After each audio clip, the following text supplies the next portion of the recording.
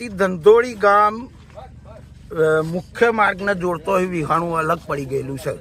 એની વારંવાર રજૂઆત અજયભાઈ બ્રહ્મભટ્ટ ભાજપના પ્રમુખને કરેલી છે, અપૂર્વ પટેલને કરેલી છે. કોઈ એક્શન લેવામાં આવ્યું નહીં. આજે અમારા જૂના ધારાસભ્ય શ્રી ઇન્દ્રજીતસિંહ સાહેબની મુલાકાત લઈ એવા રૂબરૂ આવી નિહાળી આજે કંઈક નિવાળો આવે એવું લાગે છે. ભાજપના રાજમાં એક પણ કામ થયું નથી. જે કોઈ કામ ધંધોળી ગામનો મૌધા તાલુકાના છેવાડા ગામમાં જે કોઈ કામ થયું હોય તો નટવરસિંહ બાપુના રાજમાં થયેલ છે. અને આ સાલની ચૂંટણીમાં દેવુસિંહભાઈ ચૌહાણ જાતે પ્રચારમાં આવેલા તેમ કહેતા હતા કે મને વોટ આપવાનો નથી, નરેન્દ્ર મોદીને આપવાનો છે, એટલે નરેન્દ્ર મોદીને અમે વોટ આપેલો છે.